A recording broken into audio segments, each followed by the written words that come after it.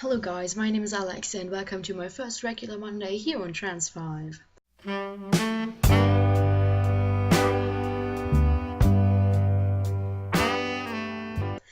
This week's topic is binding. Let's just talk about the ground rules of binding first. Don't ever bind with duct tape. It will kill you, I swear to God. I did this once, not for daily life or anything. I just did it for like maybe 10 minutes. It was for a project, but oh my God, don't ever do it. I felt like I had a metal clamp like around my chest and it restricted me from any breathing. Don't bind with AIDS bandages. Those are constructed to get tighter every time they loosen again, so every time you take a breath out and your chest gets a little bit smaller, the ace bandages will tighten again. Seriously, those two binding methods can give you a lot of problems with your lung, your rib cage, your skin. There are really long-term damages coming from these binding methods.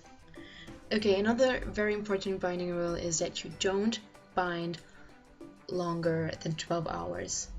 Recommended are binding only 8 hours at once, but they say if you're already used to binding, so don't do it on the first time you bind. You can bind up to 12 hours, but never longer than 12 hours. And please don't ever sleep in a binder or a sports bra or a normal bra. Nothing, okay? In your sleep, your body will slowly try to heal everything that it encountered every day. Okay, I'm not an expert about this topic, but I know for sure that you can't bind in your sleep because also your breathing is different and everything, and it will make everything so bad and so much worse.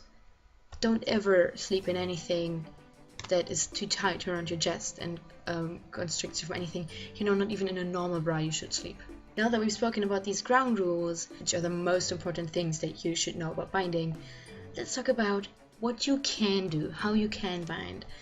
Okay, first of all, there are binders that are specifically sold for transgender people. You can find them in shops like Underworks, Les Love Boat, Tea Kingdom.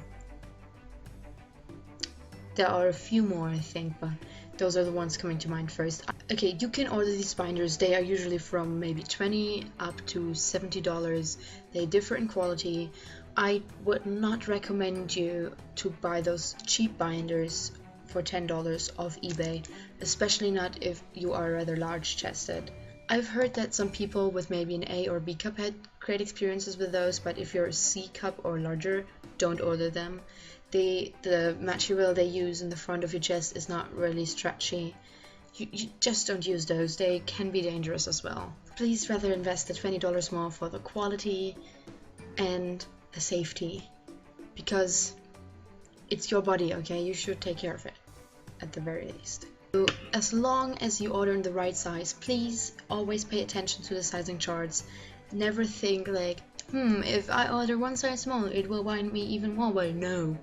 In the worst cases, you are not even able to get it on, and if you can, then you are so restricted in breathing. And also it's not good for your ribs and everything. Just don't order a size down. If you pay attention to the sizing chart, then everything should be alright. It might be hard at first to get on the binder, especially if it's not a Velcro or zipper binder or with hooks, like a pullover binder like the Underworks ones. So yeah, that's that. It's just, the problem is it's hard for many trans kids who are non-binary kids who are not outed to get those. I know some who ask their friends to order them one. There are also regularly giveaways on Tumblr, so just be on the lookout for that. You can usually just check the binder tag. Yeah, so another method on how to safely bind is with sports bras. Just don't use the cupped ones, use good sports bras. This is one normal sports bra is enough for an A or B cup. With sports bras you can buy it a size smaller, though, because they are not made for binding.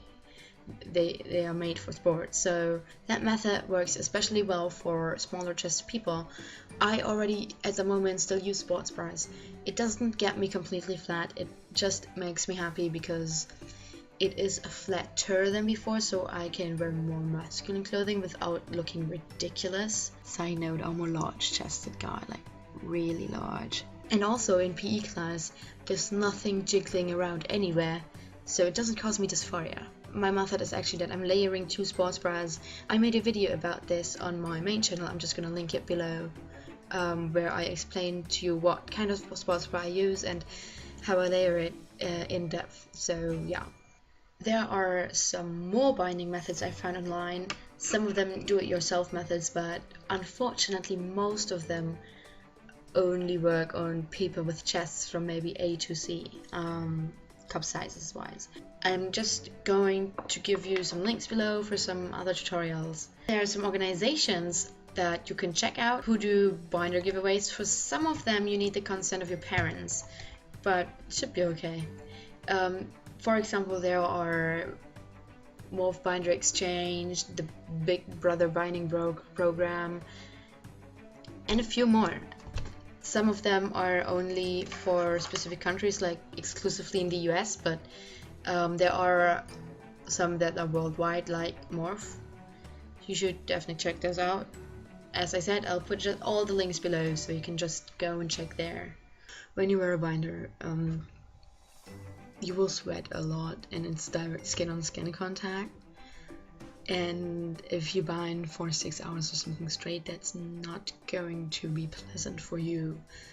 And I don't think that your skin will be very thankful about the outcome of that, which is why my tip is baby powder.